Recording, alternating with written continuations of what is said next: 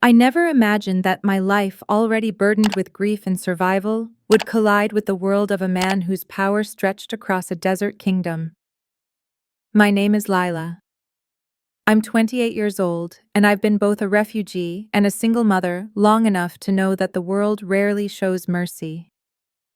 Each day was a battle against hunger, humiliation, and the constant fear of failing my 3-year-old son Youssef. In the humid evenings of Doha, I worked as a waitress in a small cafe, tucked away from the gleaming towers of wealth.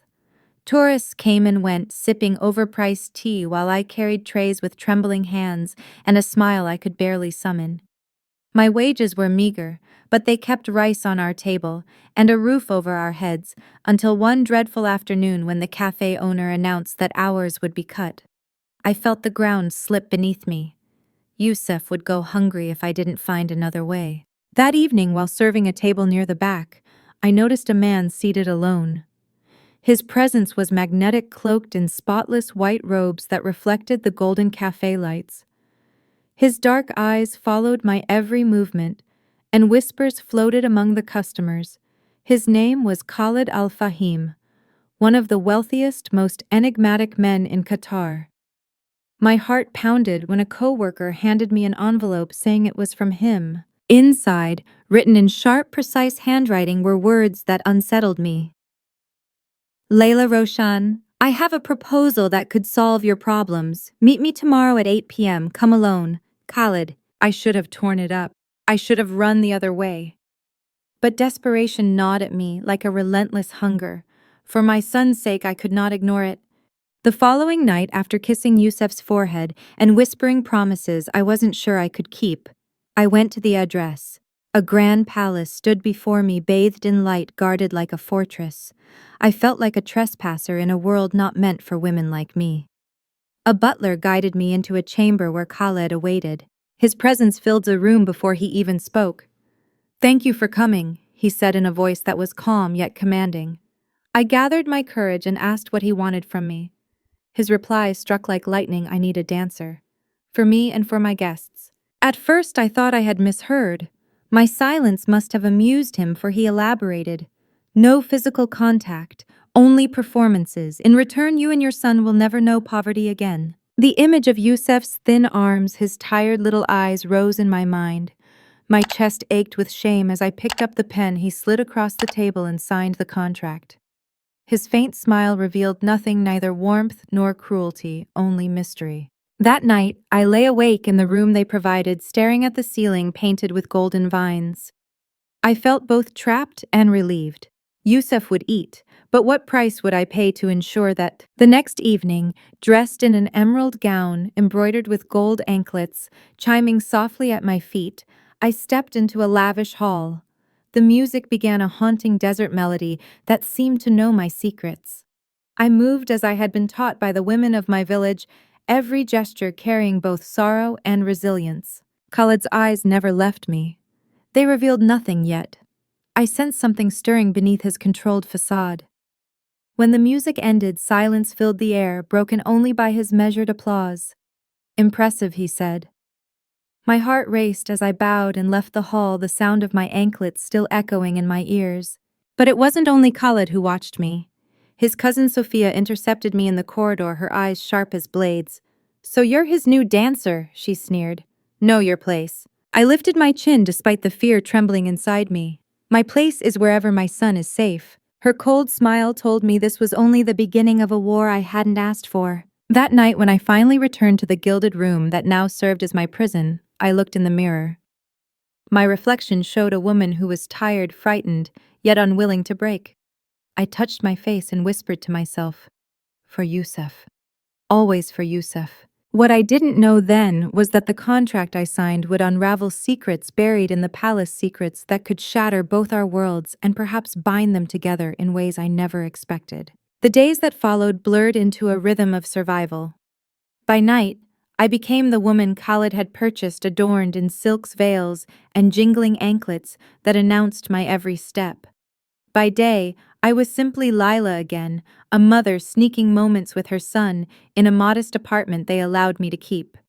Yusuf never asked why I came home with makeup smudged or eyes red from holding back tears. He only curled into me whispering, "Mama, don't leave."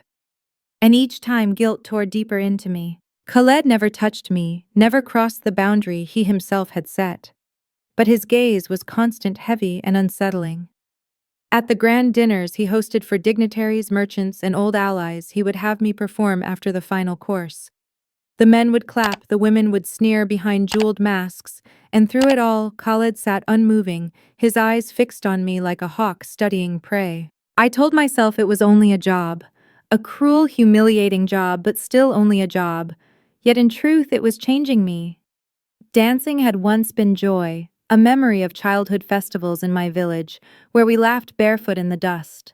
Now it felt like shackles, each movement a reminder that I was not free. But the cruelest twist came not from Khalid, but from within his family. Sophia, the cousin who had first scorned me, began spreading rumors through the palace halls. I overheard servants whispering about how the nanny had become the sheikh's courtesan. My blood boiled, but my tongue stayed still, for the more I denied, the more they would believe. One evening, after another long performance, I escaped to the garden. The desert air was cool, the stars sharp against the velvet sky. I thought I was alone until Khalid's voice broke the silence. "Why do you cry when you dance?" His words froze me. I hadn't realized tears sometimes slipped down my face as I moved. My lips trembled, but I forced myself to answer. Because every step feels like betrayal to the woman I was, to the life I dreamed of. For a long moment he said nothing. Then unexpectedly he asked, "And yet you signed the contract. Why?" I turned to him, then fury and anguish colliding in my chest. "For my son," I said, my voice breaking. "Because hunger doesn't care about dignity. Because Yusuf deserves more than watching his mother beg for scraps." For the first time his eyes softened. Not much, but enough to make my heart stumble. He looked away as if ashamed to let me see. That night I couldn't sleep. His question replayed in my mind, but so did the flicker of something human in his gaze. I didn't want it to mean anything. I didn't want to hope. But hope is a dangerous seed. It grows in cracks, even in the driest desert. Days later, the palace was buzzing with preparations for a festival, one that would host foreign royals. Khalid summoned me privately, his tone less commanding than before. "You will dance at the celebration," he said. "But this time it is not for me. It is for them. And you must not falter." My knees weakened. Performing before Khaled's inner circle was one thing, but before the eyes of the world, my shame would no longer be confined to the walls of his palace. It would spread like wildfire. That evening I held Yusuf close, burying my face in his soft curls. He was too young to understand, too innocent to know how his mother's body was being bartered to keep him safe. And yet when he whispered, "Mama, you're my hero," I nearly broke apart. I wanted to run, to tear up the contract and vanish into the night with my son. But where would we go? Who would feed us? The palace may have been a prison, but at least it kept Yusuf from starving. Still, something inside me shifted that night. I realized survival had cost me more than dignity. It had stolen my soul piece by piece. And if Khalid truly wanted me to stand before royals and nobles, then perhaps it was time I stopped being the prisoner they thought I was. Because deep inside, I knew one truth: secrets always rise to the surface. And in this palace, secrets were buried like landmines waiting to explode. The night of the festival arrived, draped in gold and firelight. The palace courtyard shimmered under lanterns strung like constellations, the air thick with the scent of saffron and oud. Guests arrived in silks and jewels, their laughter slicing through the music of lutes and drums. It was a night meant to dazzle, to remind the world of Khalid al-Fahim's power. And I was to be one of his ornaments. They dressed me in crimson silk that clung to my body like sin gold chains, dripping from my wrists and ankles, each step punctuated by the cruel music of bells. My heart pounded as the musicians struck their first note. I closed my eyes, prayed for courage, and moved. The rhythm carried me across the marble, my arms weaving stories of longing, grief, and survival. My body betrayed my secrets, every turn of my hips, every sweep of my hands confessing the hunger, the shame, the silent screams of a woman who had traded freedom for bread. The crowd clapped, some in awe, some in mockery, but I kept my eyes fixed on one figure, Khaled. His gaze was relentless, a storm wrapped in silence. I danced for him as much as I danced for my son, and in that moment, I wasn't just a performer. I was a weapon. Because I knew something the others didn't. Something buried deep in the past, a truth I had carried alone until that night. As the final note echoed, I froze, chest heaving, sweat running down my spine. The courtyard fell silent. And then, unexpectedly, a voice rang out. A dignitary laughing too loudly, mocking in Arabic. The sheikh hides his shame well. Who would have thought his whore carries the same blood as him? The words struck like thunder. Gasps rippled through the courtyard. My legs nearly gave way, but I steadied myself. Because I knew what he meant, and so did Khalid. The secret I had buried, the one I had prayed would never surface, was finally free. I wasn't just a poor refugee. I was the daughter of a woman Khalid's father had once cast aside, a child born of scandal, hidden from the desert winds. Khalid rose to his feet, fury darkening his face. Enough, he growled, his voice shaking the air. But it was too late. The truth was out, the past clawing its way into the present, binding us in chains neither of us could escape. I fled the courtyard, the whispers chasing me like fire. I stumbled into the garden, the night air sharp against my burning skin. I pressed my hands against my chest, my breath shallow, my world collapsing. Moments later, I felt his presence behind me. Khalid's voice was low, almost broken. "Why didn't you tell me?" I turned, tears streaming down my face. Would it have mattered?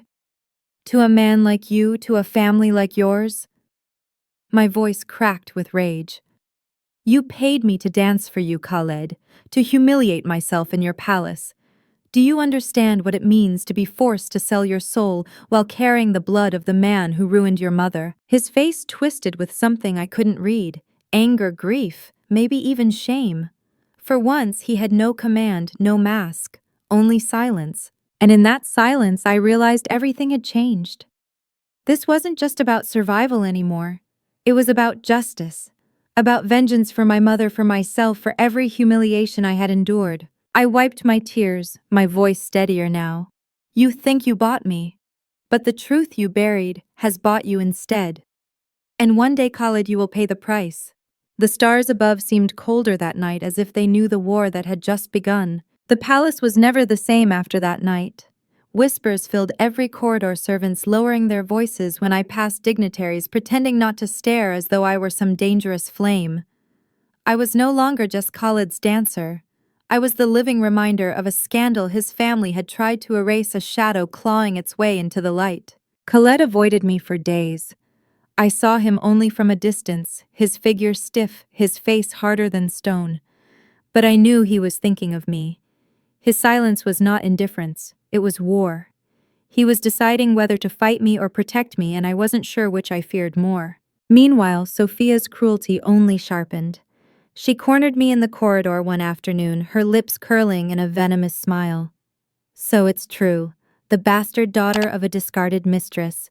How poetic. No wonder you've been so desperate. Her words stung, but I lifted my chin, refusing to flinch. Better a bastard with truth than a noble with poison, I said, my voice trembling yet unbroken. She slapped me, her jeweled hand leaving a mark across my cheek. I did not cry. I did not give her the satisfaction. That night when I tucked Yusuf into bed, he touched the bruise softly with his tiny fingers. "Mama, did someone hurt you?" His wide eyes filled with worry and shame burned through me. I forced a smile and kissed his forehead.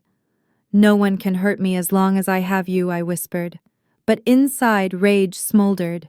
For every humiliation, every wound, I promised myself there would be reckoning. It was Khalid who broke the silence first. He summoned me to his private chamber where the air smelled of sandalwood and tension. His voice was softer than I expected. "Why didn't you tell me sooner?" I met his gaze unflinching. "Because men like you don't listen. Because the truth only matters when it threatens your power." His jaw tightened, but I saw a flicker of something, regret, maybe even pain. He turned away, his hands clasped behind his back. "You think I'm like my father," he said finally. "But I've spent my life trying not to be him." "Then prove it," I said, my voice sharp. "Don't just give orders. Don't just hide behind wealth and fear. If you are different, then fight for what's right for once in your life. He didn't answer and I left before he could, but I knew my words had pierced him. The storm came days later during another gathering in the palace. Nobles demanded explanations, their voices echoing in the marble hall. Sophia fanned the flames, suggesting that I was nothing but a schemer sent to shame the Al-Fahim family. My blood boiled, but before I could speak, Khalid rose. His voice was steady, commanding, but different this time. She is no schemer. She is my blood, and anyone who insults her insults me. The room fell silent, jaws dropping, eyes wide. My chest tightened, my breath shallow. For a fleeting moment, I saw the man I had prayed he could be, not the buyer of my dignity, but the defender of my truth. But declarations don't erase the past. They only ignite new battles. The Al-Fahim elders would not accept me so easily. Sophia would not surrender, and I still carried wounds too deep to trust Khaled's sudden loyalty. That night he found me again, his eyes tired but resolute. I will protect you, he said, no matter what it costs. Tears burned my eyes, but I forced them back. Don't promise me safety, Khaled. Promise me justice. For my mother, for myself, for every piece of me that was broken in this palace. He reached for my hand, but I pulled away, because trust once shattered does not heal overnight. Still, as I lay awake later listening to the desert wind rattling the windows, I realized something terrifying. Whether I wanted it or not, our fates were now bound together. His empire, my scars, our secret, and sooner or later one of us would destroy the other. The final reckoning arrived not in silence but in fire. The palace erupted with tension as the elders convened, their voices rising like thunder in the great hall. They wanted me gone, banished, silenced, erased as my mother had been. Sophia stood among them, her smug smile sharp as a blade, certain she had won. I stood at the center of it all, trembling, yet unbroken. For years I had lived bowed under the weight of shame and survival, but not anymore. My voice shook as I spoke, but it carried through the hall. You tried to bury the truth once. You destroyed my mother to protect your pride, and now you want to do the same to me. But truth is not a flame you can stamp out, it will always burn even in the dark. The room stirred, anger and discomfort flashing across jeweled faces. Sophia spat her venom, calling me a liar, a whore, a thief of dignity. And then Khaled rose, his voice cutting through the storm. Enough! His eyes blazed as he turned to the elders. She carries our blood. She carries the scars of sins we never paid for, and I will not let history repeat itself. Gasps rippled through the chamber. For the first time, Khaled defied them all, not as their heir, but as his own man. He came to my side, his hand hovering close, not touching but steady. If you cast her out, you cast me out as well. Sophia's mask cracked, fury spilling out. You would throw away your empire for her. He looked at me then, and for a moment I saw the boy he once must have been, the son who also lived in the shadow of a cruel father, the man who longed to be free. No, he said quietly. I would save my soul for her. The hall fell silent. The elders exchanged glances, torn between outrage and fear of losing him. The decision they made that night wasn't acceptance, it was surrender. They would not banish me, not yet. But their eyes promised war, a battle that would stretch far beyond those walls. When it was over, Khaled and I stood alone in the echo of the hall. I searched his face, my heart torn. Why now, I asked. Why fight for me after letting me suffer so long? His answer was simple, almost broken. Because you showed me what it means to fight for truth. And because you are the only one who ever dared to stand against me. Tears spilled down my cheeks, hot and relentless. I wanted to believe him, to let his words wrap around my wounds like balm. But I also knew trust could not be rebuilt overnight. Love was not enough without justice. And healing would not come without scars. That night, as I watched Yusuf sleep, I held him tighter than ever. My son. The reason I endured humiliation. The reason I found my voice. The reason I would never bow again. I kissed his forehead and whispered, we are free now. Not because they gave it to us, but because we took it. I don't know what the future holds. Perhaps Khaled and I will build something new from the ruins of our past. Perhaps the battles ahead will tear us apart. But I know this. I am no longer the woman who signed away her dignity in a gilded cage. I am the woman who survived, who fought, who turned betrayal into strength. And if my story teaches you anything, let it be this: never let the world convince you that you are powerless. Even in the darkest halls of betrayal, your voice can ignite a fire no empire can silence. Thank you for walking through this journey with me. If my story touched your heart, if it reminded you of your own battles, please like this video. Share it with someone who needs courage. Subscribe for more stories of survival and truth. And tell me in the comments, what does freedom mean to you?